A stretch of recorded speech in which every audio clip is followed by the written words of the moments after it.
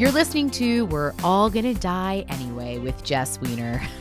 Don't worry. This is a joyful podcast about life, death, and everything in between.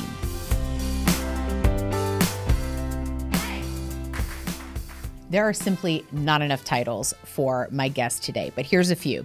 She is a kickboxer. She is a stuntwoman. She is a celebrity trainer. She is a former WWE pro wrestler, but she is also my friend, my champion, and a real warrior for the good inside and out.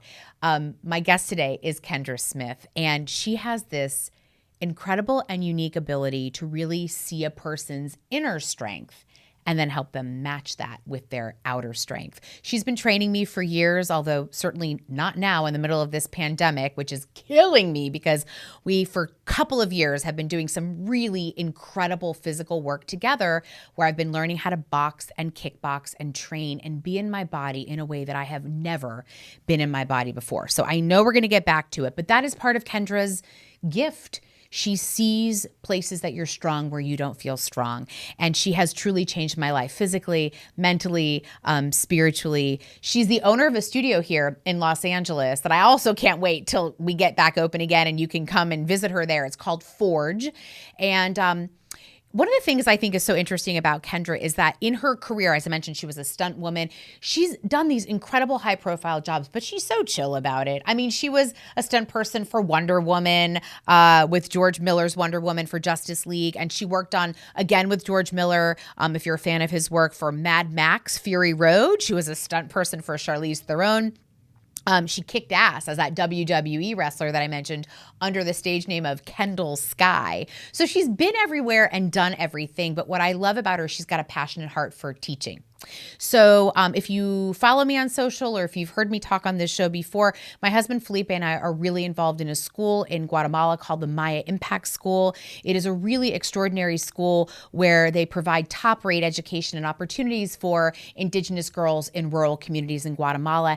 And Kendra has taken her workshops down there with me where she has taught personal empowerment and self-defense to young girls who for this was like a whole new world for them to feel empowered both in their voice and their body and their spirit. So she loves to teach it, pay it forward. That's why we're soul sisters.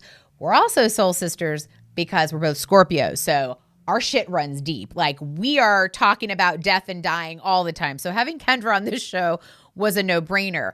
But the other thing I know about my friend, and as being a fellow Scorpio, is that we go deep, but we don't always like to share deep. Like we are very selective about who we share things with. And in this conversation, Kendra not only went there with me, but really opened up and shared some profound moments around death and loss in her life that I know have shaped her. I know that as her friend, but I wanted and was so grateful that she was able to share those stories with you today. It is another testament to the fact that on this show, we may talk about death and dying. In fact, we do a lot, but it's really just a portal to talk about life and living and how do you live that good life, a life you love on your own terms. Kendra is a walking example of that. I've been blessed to have these conversations with her for years. I felt it was only fair that I asked her to come in and share these with you. We recorded this way long ago in February when we could be together here in this beautiful studio, but everything we talked about stands the test of time. She's wonderful and empowering and is here. My gift to you. Please meet my friend Kendra Smith. Let's dig in.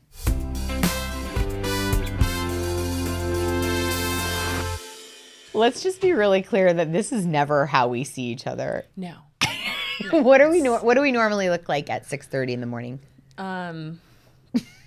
Sweats, a little haggard. Hair is a fright. Mostly, I'm like having morning bathroom moments where we're delaying our workout because we work out at 6:30 in the morning. Things happen. A lot of movement. Things move in the morning. Yes. This is usually our poop emojis, and then we get started. 5 minutes, please. Got it. This is fun to have you here. It's so good to be How long here. have we known each other? When did we meet? Like in 2014 or 15? Has it been like 5? At least. At least, right? Maybe more, maybe 6. Because I was gone for 2. Yeah, that's right. We're going to get to that. Oh, boy. You left us And to I've go. been back for 4, so it's more than that. At least 6 or 7. Yeah. Because we were working together for maybe a year before I left. All I know is that we We met in a writing class. Mm-hmm. We fell in love. Yes. Across the room. And then across the room, bearing our soul. And then I thought you were, and still do because I love you, but one of the most interesting, complex fellow Scorpios I've ever met in my life. We were like bonded. Well, first of all, your birthday is October 30th and mine is Halloween. Yes. So we were Scorpio sisters that way. But I just remember hearing all of the amazing work that you were producing in that writing class. And I was like, I really, really, really want her to like me. I felt the same. You did not. I was very excited when I heard from you, and like, because your writing was brilliant, and you felt like a seasoned writer. I was a very like nervous, new, shaky writer. No, but you were like, so this is the thing that I will say about you, as now that I've known you and gotten to know you really well. I think there are so many layers to you. So what I love about being your friend is I get to experience all of those. Like you are a million different people, like we all are though. But you also have a profession that like requires you to be a little tougher in the exterior, right? Yes. Because you're in the fitness world and you're in the stunt world and you're doing all this like amazing things, which we're going to get to. But I want to start with baby Kendra. Because I've never actually seen a picture of you as baby Kendra, but I just imagine that you were pretty adorable. I was almost 11 pounds. No, you were not. 10-14, broke a record. I was huge. Were you long? Because you do like to claim that you have a long torso. Were you aware of that as a baby? But I also like couldn't lay back. I was so big that I sat upright, and my dad went to the nursery and was like, "Oh, that's mine." Like a bunch of cute little tiny things, and then me just sitting upright with layers. Yeah, of like layers of baby fat. Oh, but you're just ready to take on the world. That's all. I was excited. If you could think about your childhood in 3 words, what would you say those were? If you could describe your childhood in 3 words, that the first 3 that come to mind. Challenging, playful, okay, isolating. Going with the first 3. Okay, that's fair. Why challenging? Like what's? There were tough things that happened pretty early that I was too young to understand how to navigate on my own. So yeah, there were a lot of challenges for sure. Yeah. And then isolating. Do you think that's? I think I found myself like alone with my thoughts a lot, and alone. I was the baby. Yeah. So my closest sister was 4 years older. So when she left, I had those 4 years completely by myself with my parents. And because there was some tough stuff, I just felt like I found myself in my bedroom all the time, like daydreaming. Plus my parents were pretty strict. And I think it was their way to like protect me from the world. But in reality, it just kept me by myself. I mean, we weren't allowed to have friends over. My social life was, it was a little sad. So I mean, we talked a lot. And then the playful part, where does that come in? I was always a maniac. I was always like jumping off of things and flying through the air. I mean, at like 6, I was playing Wonder Woman already, jumping from lawn chairs to clothesline poles and swinging around. And soon you would go on to do those stunts for Wonder Woman in film, which is crazy. It was a very surreal thing. But okay, so if I'm tracking, right? So you come out this like big, very alert, very aware baby. Do you know anything about your birth? Does your mom ever tell a story about your birth? No. I know. I don't know anything. Should we call her right now? Should we? No. Yeah, let's get Adrian on. So you don't know anything about like how long she was in labor, or like how you were born? Actually. But you're a Scorpio. We know that because we're both really into astrology, and we love Heidi Rose Robbins, who's our like astrology guru. But you're a Scorpio, and then what's your rising sign? Libra. Oh, you're near Libra. That's interesting. Yeah. And a Leo moon. Oh, that makes a lot of sense. Based on Heidi's rules, that's how you grew up. Very like out there, high, hello world. Yeah, very playful. But this is what's so interesting to reconcile from like how I know you, because I know you to be this like playful, like very adventuresome person. But when we think about the reason why I always ask about like the birth stuff, and you and I have talked about this off camera quite a bit, like the way we grew up in our family system shapes so many of the stories that we tell ourselves about our life and what we thought we could do. So even though your family had rules, and it sounds like were very restrictive and limiting about how you were connecting to the outside world, did you always have a sense of like what was out there, that you were going to be out there? Or did you ever believe like in those rules, I guess? No, I tried to fight those rules from the very beginning. Yeah. I mean, I was always trying to get away with something else, and I was always trying to expand and be bigger and break the rules as much as possible. Yeah. For sure. And I think when you're more constricted, then the desire to be bigger, the desire to escape, the desire to see the world like more. Becomes enormous. Yeah. And were your sisters like that? Not so much. So you were really kind of, also that isolation is when I think when you're so different from your siblings too. For sure. They were much more reserved. They were Yeah. So that's really interesting. If you could look back now, and I know, look, just in full disclosure, we have a lot of conversations about our childhood, just in and around like as we're healing our childhood wounds. And with every person I've had on the show, all has the same story. That's what I think is so incredible, but we don't really give a lot of voice to it. Some of us grew up in traumatic family systems that impacted and put an imprint on how we looked at the bigness we could be in life. And the whole reason why I wanted to do this show, as you well know, is because I am fascinated with death and loss, which is very Scorpio of me, but also because of the taboo, because of the things I was told we can't talk about, or the things that aren't societally polite to talk about. And you and I talk about that a lot, and kind of how do you recover from it, but still love our families where they are, but like also make different choices. Of course. So what different choices are you making in your life? You're looking at me with this like, I can't believe you're asking these questions. No, it's good. I expected nothing less. What decisions am I making? Please, while I take a drink from our branded mug. Oh, that's a beautiful mug. Where can I get one? Is there one like that overrides you? Like if you think about those three words, so like challenging, playful, isolating, if you could like, I guess maybe a better question could be like, if you could look back at your childhood now through these adult eyes that you've cultivated, like what did you think you learned the most about being a kid in that experience that you had? I think both of those can kind of be answered in the same way. I think there was always a need to hide in my family. There was always a need to put forward that everything was okay, that everything, and I am fighting so hard against that in my own life. I'm fighting so hard to go like, it's okay to show all the sides. It's okay to show all the emotions. It's okay to show, like, that's totally necessary. It's okay to show the stuff that we're embarrassed about or ashamed of. Like, that's really been my journey to kind of out myself as much as possible instead of always trying to put on this perfect, okay, everything's fine front. Yeah, because that's exhausting. It's not real. It's exhausting. No.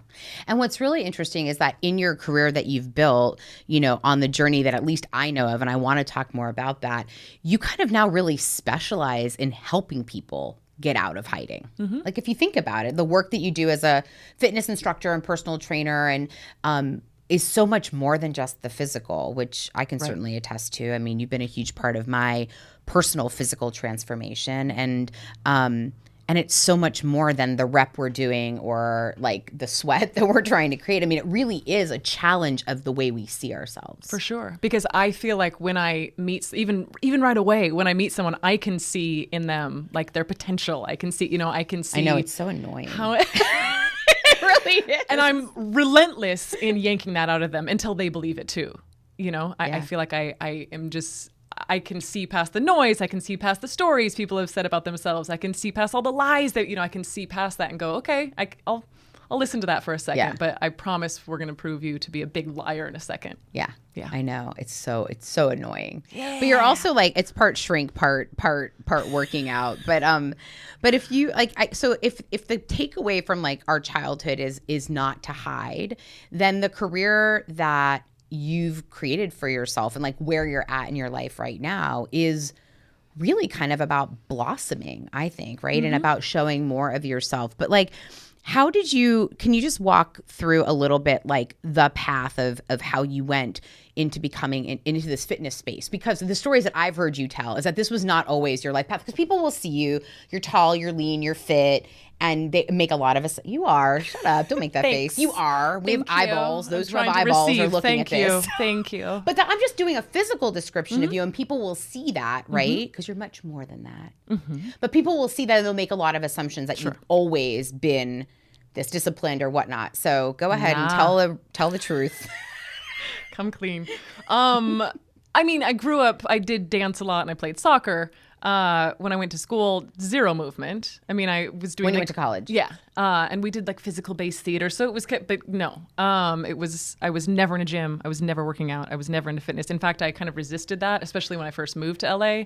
I like held on to New York. I held on to that East Coast. Like, I'm not going to get lured into this LA. I was very much against it until kickboxing came into my life. Let's talk about that. How did kickboxing come into your life?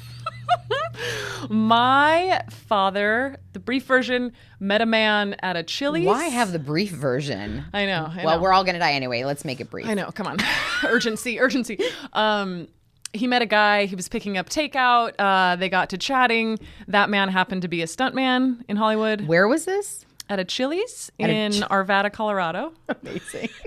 My dad's always, people just like enjoy chatting with my father. And he enjoys chatting about me. So he said she's out in LA, and this guy had been a stunt guy for a long time. Okay. And I think was just trying any way that he could help, like he didn't, sure, I was out there for ages. I know a bunch of people out there. So my dad told me about this interaction. Of course, I made fun of him and said, thanks, Dad, for trying to be my manager. Please stop that.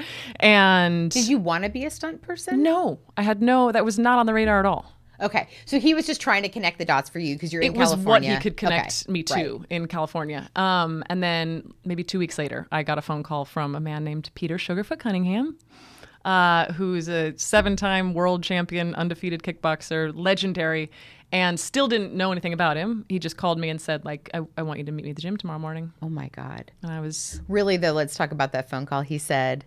Hey, my girl. Hey, me girl. He always says, hey, me girl. I need you to get to the gym tomorrow. And you've never met this guy? Never. And you, at this point, are not actively working out? No. So why did you show up?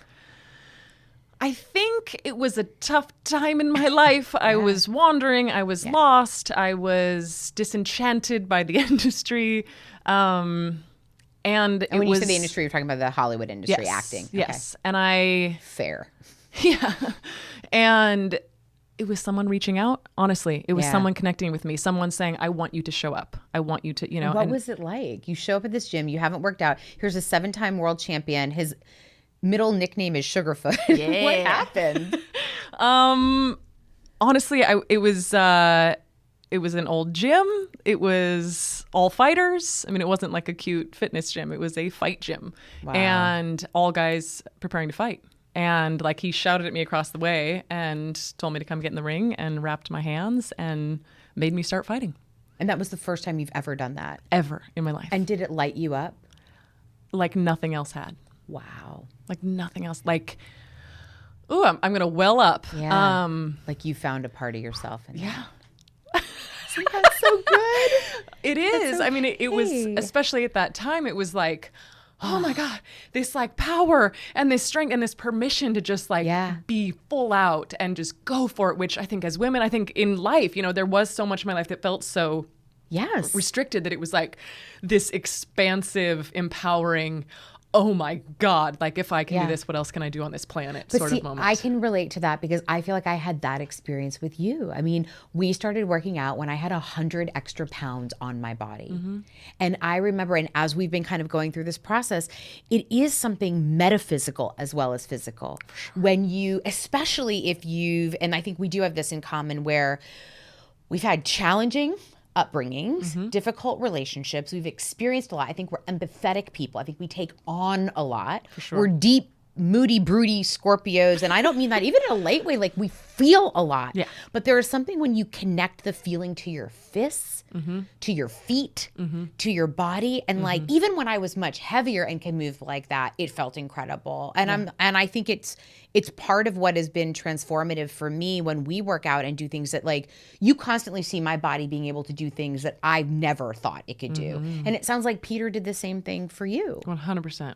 100%. And I just kept showing up. I was how much will you see me? How much can I train? Because it became something that was my source of power and confidence and healing and clarity and peace. I mean, it just brought me so many things.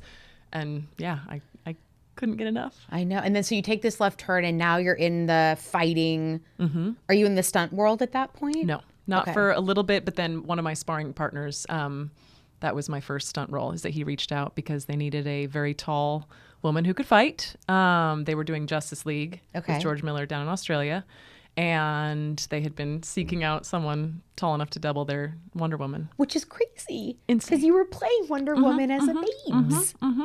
Very surreal to have the costume on and be flying through the air. Yes. There's a lot of spiritual God, universe, whatever people want to call it, but a lot of divine intervention in the stories that you've that you've told so far. I mean, I just think like how on earth from Arvada, California, to, or not Colorado, sorry, into Chili's, fast forward you to like Peter Sugarfoot Cunningham and your life exploding into a different direction. So have you always been really good at listening to those? I mean, honestly, are you good at listening to those moments when your life is calling you to go in a different direction? I think so, because I've gone so many different directions, and I do listen deeply. And there have been times when I've shut it out and made some mistakes, but I do think it's always been a very, very deep listening that continues to get clearer. And that deep listening can be painful, I think, if it's guiding us in places that we don't think we could go or should go. Before we get into one decision that I know you made, because you left my life for 2 years, which made me so sad. But before we get there, if we go back for a bit into like some of the formative experiences that you had kind of growing up, you and I have talked about, you also, I think in addition to like sort of family rebellion and looking at the system and being just like a really adventuresome kid who finally found her place out there, I know you also experienced some like crazy heavy shit as a kid that like you're still processing through as an adult. Like, and one of those was an accident. Yeah. When I was 7, about to turn 8 for my birthday party, and my siblings, we all shared close birthdays, so we would all celebrate together. A block and a half from our house, we got into an accident, and a drunk driver unfortunately hit us at like 10 a.m. on a Saturday morning. And it was very traumatic. And I was, I had to watch as the gentleman who hit us, I watched him pass away. I watched him. That was the first time you've ever seen anybody die. Yeah. And I was 7. And did you have, and you had no, I mean, you're 7, you have no frame of reference for what's happening. Not in the slightest. And it was just very hard because there was, it was the first time seeing death for sure. And afterwards, my mom was in a bad way. My dad was in a bad way. There was no one to kind of help me navigate what to do with that, how to process that. I was too little. Yeah. And trauma does that to families that we don't even think about. I guess the reason why I was drawn to bring that back up was because I think about when you say like I'm really good at listening to those moments. I think some of the people that I've met in my life who are most tuned into themselves are ones who've had kind of extraordinary experiences, things that have really shaped them, that have formed them. And I remember you telling me that about you as a little girl. And I'm just trying to imagine, because I also had trauma at a young age as well. And I think it accelerates you. It accelerates how we have to be grown up. For sure. In places. So then we're walking into this like balance, like this imbalance, I should say, world of where we've got this like big heart for adventure and wanting to be free, yet we've seen some really heavy shit that like we know happens, but nobody's put context around and nobody talked about it as much in your family, right? Not at all. So then it just goes under. It just goes underground. And like when that builds, what happens for you when like, how do you personally experience when people are somewhat like in denial of reality around you? Like what comes up for you when that happens? You mean now or just in general? Yeah. Like what's your reaction if like you're experiencing something to be true, but like you're just not in a system that will talk about it?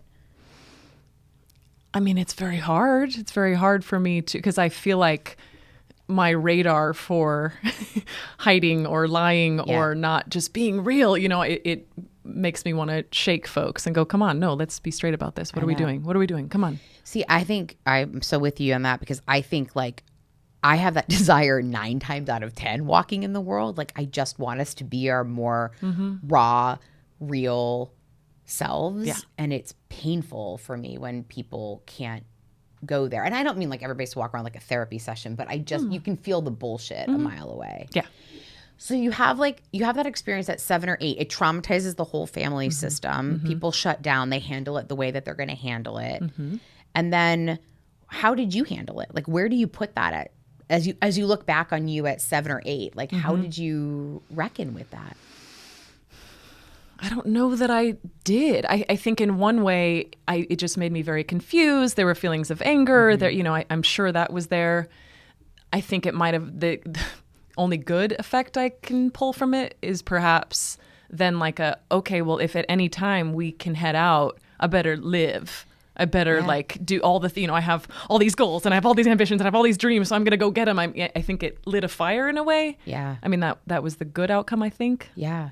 Well, no, I think it's true. I think we get an urgency from that. Even if we didn't have the words for that at 7 or 8, I think it does get sort of solidified within you because you see how precious that is. I mean, I know we often try to shield children from death, but and I think what you experienced was, I mean, incredibly traumatic and horrific, and it is also real. Like people die and people die in front of you, and unfortunately, that was not the last time you've kind of experienced, which is bananas. Yeah. Will you tell a part of that story? Yes. 4th of July, celebrate again around these holidays, around these moments that are supposed to be so celebratory. We would always go watch these trick riders. How old are you now? God, at that point, maybe 10, 11. Fuck, seriously? At the most, maybe 12. Trying to think, my sister. Unfortunately, a girl that was doing, because we don't even know that, a girl that was doing some trick riding, balancing on the horse. The horse tripped and went down, and she screamed, and it spooked the horse. So the horse started sprinting around the arena. Unfortunately, because she was doing a trick, she had her ankle stirruped and could not release that. And so, I mean, this is a dark story, but we had to watch her go from like struggling to get her ankle free to ragdolling behind the horse. So you watched somebody else die. Yeah. And you're 10. It's like not even 2 years and from she was this moment. 16. And then what happened in the family experience then? Did people talk about that? Not much. I remember talking to my sister and just like saying, because it made me question fate. It made me question everything. And I just was like, this is terrible. It made me very angry at any idea of a higher power or God or whatever. Because I was like, okay, well, if that exists, why then did like, that happen? Yeah, that's a terrible being because this is not fair. This is not right. This is awful. So yeah. That is a massive amount of trauma to happen at a young age. Yeah. And also in and around your families and on holidays, which I know times of death for people and the way when those things happen, those anniversaries can tend to signify, or we make them signify a lot of things. Sure. Or we get scared of celebrating because we're afraid something's going to happen. Terrible. Do you ever feel like that? 100%. Yeah, I do that. I do that too. Yeah. So I share all of that, and I'm glad that you shared all of that actually, because I think these are the parts of the vulnerable journey that we don't talk about, the things that like lay in the recesses of our mind and are like really big heart moments for us, because just knowing you and knowing how much you feel and how connected you are, I try to imagine you like seeing that world in that way and then continuing to choose adventure and continuing to choose to live big and to now in your career encourage other people to go well beyond the bounds. Yeah. And do you think those really formidable experiences had an impact on you thinking like that? Of course, they had to have. And again, I think same thing, like it caused me to insist on having a big life, insist on seeing as much of this planet as I possibly could, insist on really connecting deeply with every human as much as I could in whatever way that might be. Yeah. I mean, it really, caused me to get very hungry for that. Let's talk about your big life. So you... It's medium. It is big. No, this is what you do all the time. This is like, it is. So when you meet Peter, you start training, you fall in love with this part of your life and you're good at it. You're really good at it. If people have not seen you, they need to go and look this up immediately because you make it look so fucking easy. It's annoying, but it is also really inspiring. And you take this on and now you're in Australia and you're doing stunts and you're Wonder Woman as an adult and you've like, did you ever feel like, okay, now I want to be a stunt woman, or did you just hold all possibilities open in this big life? Like, was it enough for you to do that, or was there more that you were desiring?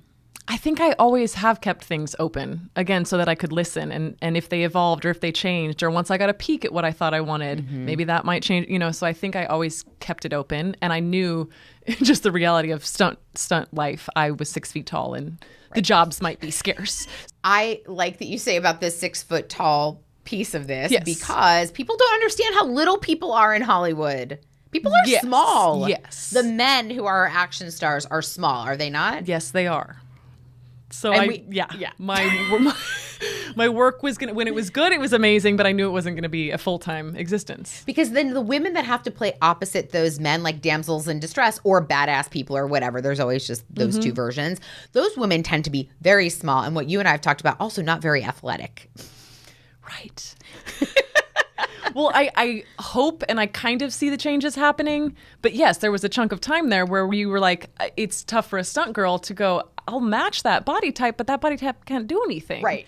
Like I got to have a couple muscles here and there to be able to do cool things. See, this is the crazy thing of, this is all the smoke and mirrors bullshit of Hollywood, right? Because you're often looking at men 5'7" and under, 5'8" and under, right? Honestly. So then you as a woman playing opposite them are like 5 feet, 5'2", 5'3", very small, so that those men can look very big on screen. And then if you're doing stunts, like you said, you've got to be like athletic enough, ripped enough, and strong enough to do those stunts. But usually the actresses playing those roles, that's not their body because they need to look a different way for the camera. I hope that's changing.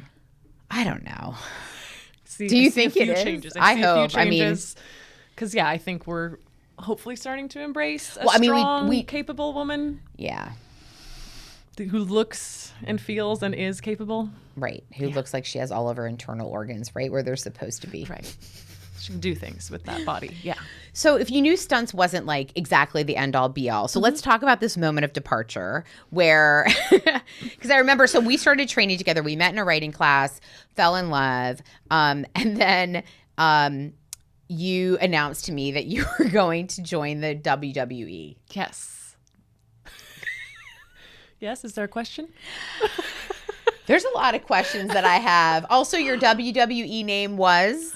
Kendall Sky. Kendall Sky. Because sky's the limit. Is that really true? Is that why you named it? It was not me. It was not me. Okay, but let's talk about, because when we talk about disenfranchisement or being disenfranchised about an organization, and we're going to be polite about this, but let's also be honest. So you're at a point in your career where you're like, okay, I want to take this. There's an opportunity. I want to explore this. Maybe, and they have a huge platform, and you had so many great things that you wanted to do in it. And then you go to join the WWE. What did that feel like? One, to join and to get accepted. I don't know how you, I don't know what the right word is. I think I'd gotten at a place in my life where things were too comfortable. Okay. And that does tend to be what I do when things are too comfy. I'm like, oh, they're all right, but let me go expand. I got to do something big. I got to, so it came at the right time in my life. Yes, there were things that were very appealing about it. There were also things that were kind of promised about it that became appealing. But yeah, once I got there, it was a little different. And how was it different? I think it was at a time when there was an especially challenging regime at the helm. But what they presented me with was like, you're going to change the way the Divas division is perceived. You're going to be this powerful woman, this fighter. You're going to, talk to big game, which got me very excited. The moment the door closed, they weren't ready for that. Yeah. They were decades behind. And it was more of a system, especially at that time, that was like, let's like basically forget about everything you are, leave that behind, come in here, we'll break you down. It's kind of like the military in that way. A little bit. And we'll mold you into what we want you to be. Yeah. And that was tough for me. Oh, yeah. I mean, I know because I lived through that with you as a friend, but also just like intellectually, I can understand that to be really challenging to kind of go for something that you think holds a lot of promise. And I think a lot of industries do this. I mean, look, Hollywood still talks a big talk about how they're going to represent women differently. WWE did as well. And then when you're a real change agent, which is what I think you are, and you live it and you breathe it and you've gone through all these things and you are looking for that opportunity to shake stuff up, then you got into another system, right, where you couldn't do that. And I tried so hard, but it wasn't going to be. It wasn't going to happen. Right. And I tried and I'm someone who's not going to quit. I'm not going to fail. I'm not going to, I'm going to just. And I think that kept me there for 2 years. But so then, what happens for you, just as a person, when you reach the end of the road for that for yourself? When you have been the fighter and you've been the person who's not quitting, but this is not right for you anymore. And then, how do you get to that decision to leave something? It was very tough, because again, it felt, is this quitting? Is this failing? Is this, I think, again, I got a peek at what it was that I was fighting so hard for. I was up on the main roster. I was talking to someone who I will not name, who kind of said, like, what are you doing here? you know, what are you doing here? And like, you have this life outside of here. You can do other things. You can, you know, you've already done this and this and this and this and this. Like, this will not be a path to what you think it is. And I also got to see everyone up top, and they were miserable. And so I was sitting there going, wait, what am I doing? Killing myself trying to get to this, because everyone's miserable and everyone's encouraging me to get out of here. And so I think that made it, once I saw what I was fighting for and realized that it was not everything that I had hoped, it was easier to go, oh no, I'm going to make a choice to head out of this instead of I'm quitting or I'm failing or I'm... I've heard a version of this story in so many different ways from people too. Like when they kind of, and I've had it too, you know this because we've talked about this, you get inside the room you think you've been designed to be in for a while, or you dream about being in, or you get to meet somebody doing what you think you want to be doing. And when it doesn't meet what you really want, or maybe what you really desire, it can be really devastating to have that dream, to have a death of that dream. For sure. In a lot of ways. Because we talk about death on this show in all different kinds of capacities. And we talked about the experiences you had literally watching somebody pass. Right. But also we have so many deaths every single day in our lives. We have death of friendships and relationships. But the death of dreams is something we don't often talk about. So like when you realize, oh, wow, I'm here. And for some people that would be enough. It's not enough for me. Right. How do you then course correct and create a new dream? What does that look like for you? Honestly, I wish I would have taken time to mourn it, because it was a death in a way. It was, there did need to be some grieving, because it was kind of simultaneously the loss of something that I'd just given 2 years of my life to.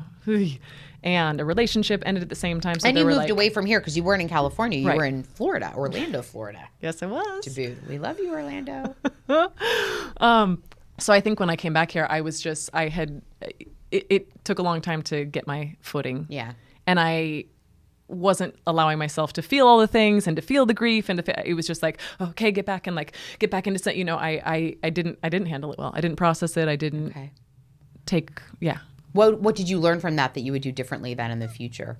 Would it be that you need physical time and space to actually just acknowledge the death of that dream, the mourning the loss of whatever those relationships were, and just kind of putting those pieces back together to kind of put something else in motion? and to feel it all. Yeah. You know what I mean? To feel those things. All the damn things, which no one wants to do. And there have been different ways in my life that I've tried to avoid that. But like feel it all. Yeah. And then it might not be such a devastating death, you know, when I actually looked back on it, and I was like, oh no, that's not what you really wanted. Right. That's not what you really wanted. So it was re-clarifying what I wanted moving forward. Right. And like taking the time to do that instead of seeing it as this epic loss. But our egos play massive tricks on us, I think. And also when you get close to fame, or you get famous, or you have success, it's very addicting, because you think like that makes you more worthy, or that makes you more desirable. And it's very hard to let that go. And so you did. And so when you came home, and I remember you, it was rough for you re-entering into this life and kind of reestablishing a new dream. And then we went through, so you were here, we were back, I think then we started to reconnect together and we were working together again. And then we went through something pretty traumatic when you were evicted from your place. Yes. But this has a happier ending, because you had been training people like both at your home and then out in the world. And we won't get into all that drama, but so your place of residence changes, right? And then you find this work-live space here in LA. Yes. And you were just featured in the LA Times Saturday edition talking about I think there were so many cool things about your article. I think one, it was like the housing crunch in LA is fucking stupid. It is crazy. It's brutal. Really, it's brutal. It's hard to afford, and for a lot of people, a majority of people. And you found a really creative way to create not just where you were going to live again, but I think this, for me, watching you, it's been a reformation of a new dream. So you created a work-live space, and you have a studio now. That's incredible. And what is it called? Forge. And why is it called that? So good. You know, ahead, your own path through fire. Because, again, for me, it's deep transformation. It is not fitness. It is not aesthetics. It is not like that's a bonus, but it's about deep transformation. Pretty much anybody, not that you have room to take on any more new clients, but if anybody's like, nobody should really come to you to like lose weight or get in shape. I don't listen to that. No, it's more about like, if you want to come and learn how to be alive in your body, like really alive in your body. I could say that for like trueness. Like it is about like pushing, but not pushing to be punitive, like pushing because you're moving into this new echelon of ability. Like I actually think it's so healing. I mean, we work out if we can 5 days a week, sometimes more. And sometimes those sessions are a lot about challenging limitations and stories we've told ourselves more than actually like do 50 sit-ups. Although this morning you were sort of rude to me, but I can't imagine I was. It's I'm rude. always a sweetheart. Not sure what you're talking about. Very gentle approach. No, you get Very weird gentle. pleasure for asking us to do crazy shit. But that's what I love about this work is that you are not, and in LA especially, where everybody is just, look, they're fairly superficial here. Surprise, surprise. And there's a lot of fitness, fitspo people out there pumping a lot of stuff. If you could, I asked you to describe your childhood in 3 words. If you could describe your life now in 3 words, what would those be? Don't overthink it. Okay. Light. Yes. Transformation. Ferocity. Ooh, I didn't see that one coming. I didn't either, but I'm doing the exercise. Why ferocity? Whatever the first 3. Yeah, why? Well, tell me about ferocity. Ferocity is, I want to take, because there's that fighter in me. Yeah. But it's, and I want to use that fire for good, because it's not just like always a soft approach to transformation or to making changes or to how we take on the world. There is a ferociousness to it as well, to like be so ferocious. It's also very Leo convincing of you in that way too. But the ferocity, okay, so when I heard it, so the word I wanted you to say, because I'm not a control freak at all. Bring it. Was possibility. Because I also see for you right now in the stage and place of your life, like all these possibilities before you. Like you fought really hard to get where you are. You fought through a lot of things that you've survived and thrived from. And a lot of possibility is available.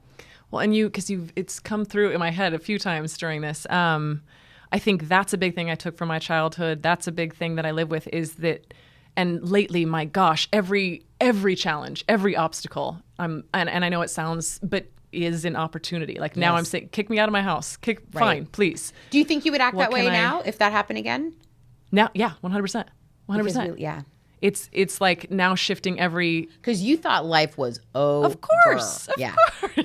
And I think for a long period of my life, I lived with like, oh, I'm bad luck and I'm cursed. And there's a bit, like in that gross pity party place where, bad things were just happening to me.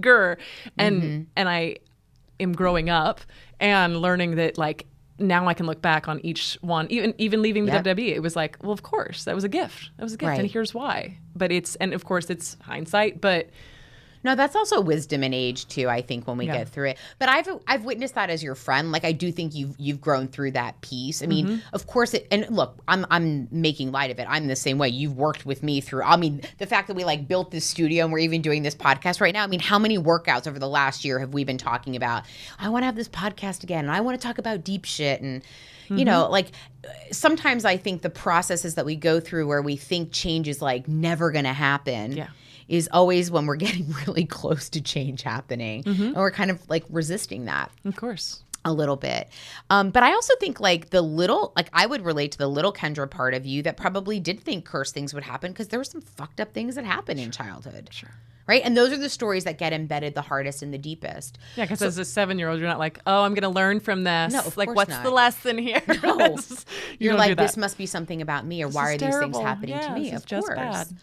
So what's really interesting is that when I remember I wanted to talk about one other experience when we really talk about the essence of this show and the kind of conversations we want to have and like the real urgency to live. I feel like you and I have these deep conversations on a regular basis, which I feel really grateful for. And I like love you as my friend and I value you as my partner in this like physical journey. But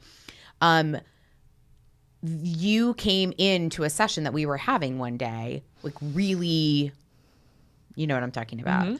Because I could read you, we read each other, and like Scorpio can also tell another Scorpio when we're like, don't talk to me about stuff I'm about ready to cry, but you had a staying. massively life-changing experience recently around this. Yeah. When you were on a beach run.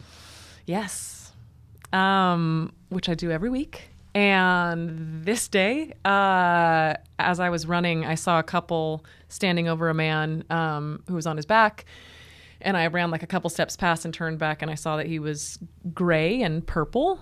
And so I stopped and immediately went down to him, tried to get the story, tried to understand what was going on. They were very confused. It was like this British couple just on vacation, Oh my God. trying to And understand. he had come from the water? Yes. And what I learned was that he had stepped out of the water, collapsed, and then stood up to try to keep walking and collapsed again and was out.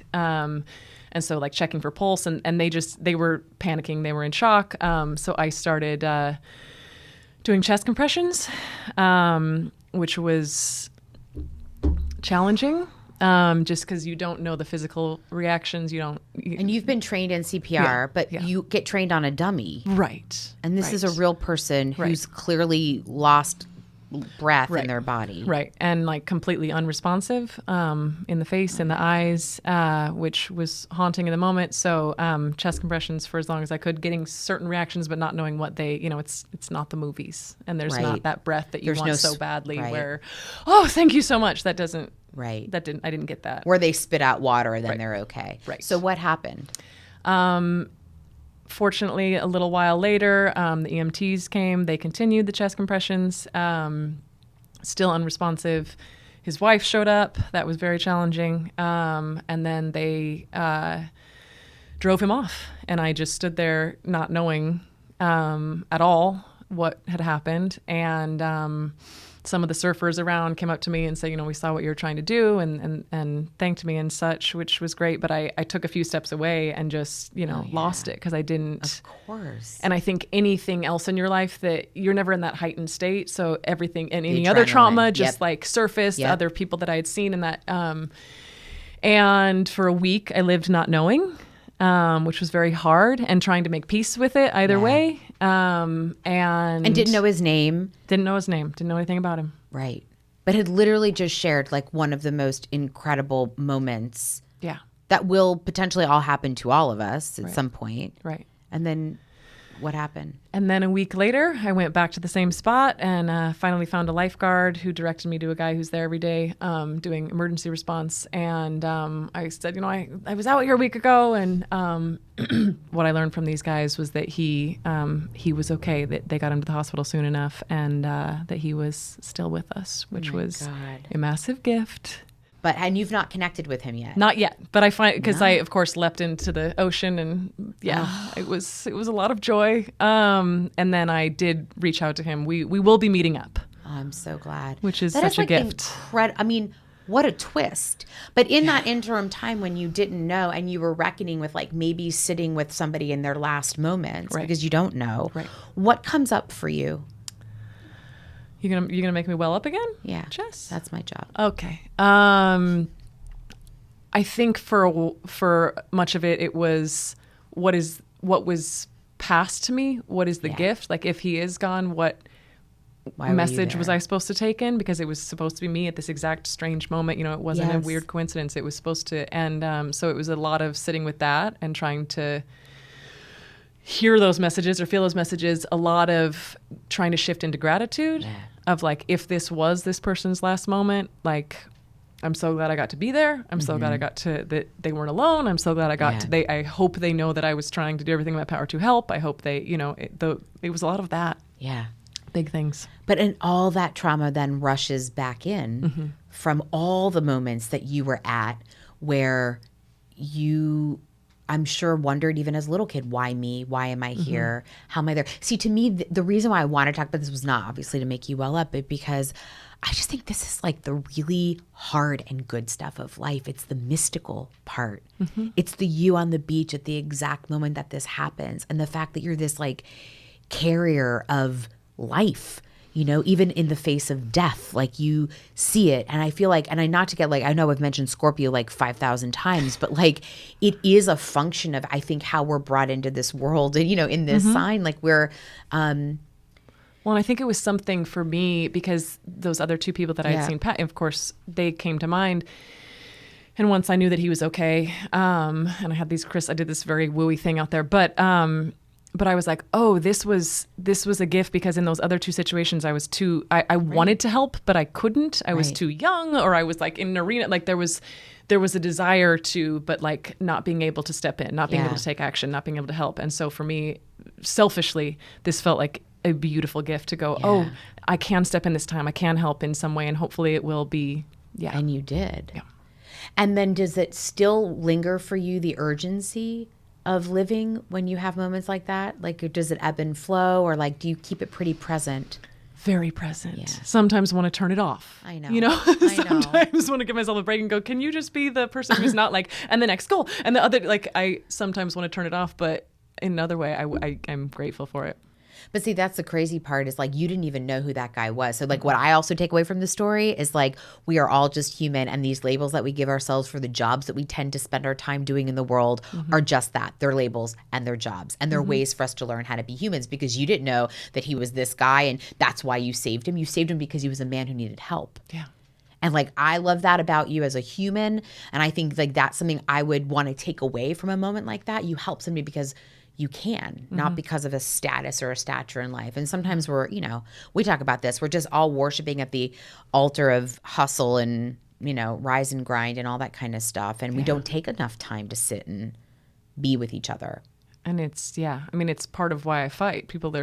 It's because for me, martial arts fighting, it's like the deepest connection possible. It's intertwining with someone else. It is like, and yes, people see it as that aggression, but for me, it's a very deep form of connection. It's intimate. Which I crave so much. Yeah. Yeah.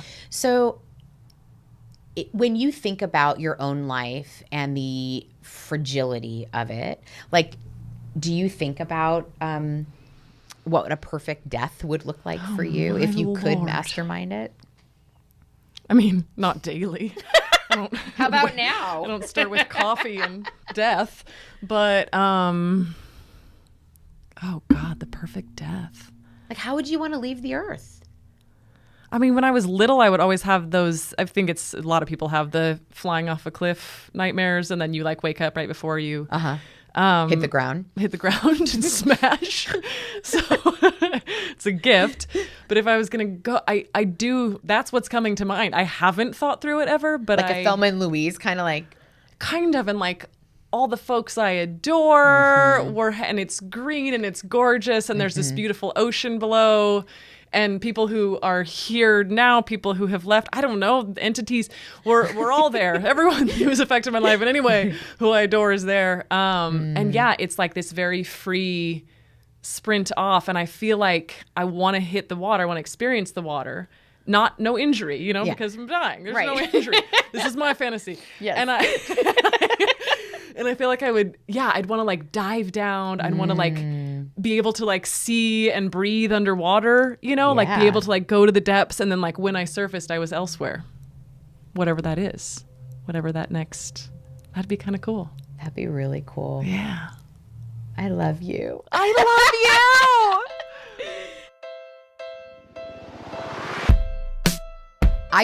I know Kendra so well that I know some of those moments were really difficult for her, because part of our Scorpio flair is to be sort of strong and confident all the time. And she really let us into some powerful moments in her life. And that's what I really appreciate about this conversation. I mean, to be that young and to experience somebody dying basically in front of you 2 times, and then to have this near-death experience where you save somebody, those are not accidents, right? Those are really mystical moments that I think define a person, and the way we respond and react to those moments is what makes us human. And anyway, I love that you got a little bit of time with her.